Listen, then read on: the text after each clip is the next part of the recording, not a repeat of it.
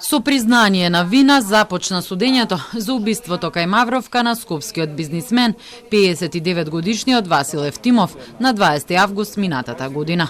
Обвинетиот Елвин Куртович, кој всушност издржувал казна затвор, но бил пуштен на викенд и не се вратил во Идризово во дадениот рок, изрази жалење за стореното и кажа пред судот дека неколку дена бил под дејство на кокаин.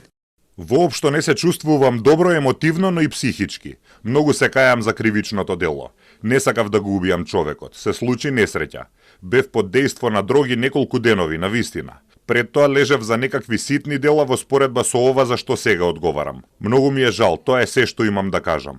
Куртович не призна вина за другите две дела – нелегално поседување на оружје и обид за убиство на полицајците, кои беа во потрага по него на критичниот ден.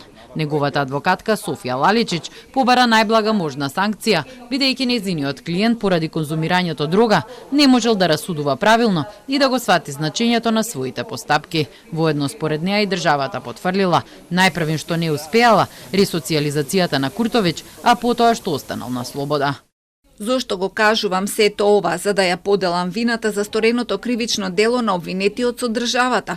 Точно тој убил човек, но барем еднаш да бидеме одговорни и да им погледнеме на фактите во очи, а тоа е дека во нашата држава многу кривични дела се случуваат затоа што надлежни институции не си ја завршуваат соодветно својата работа. Обвинителството очекува најстрога и адекватна казна во корелација со фактот дека обвинетиот е веќе осудено лице.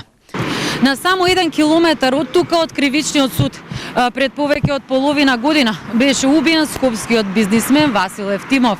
Среде бел ден, пред очите на неговата сопруга, со куршум во градите. Сега кривичниот суд треба да донесе одлука дали обвинетиот Елвин Куртович ќе ја добие највисоката можна казна затвор или пак ќе го прифати аргументот на одбраната дека во случајот потврдила и државата.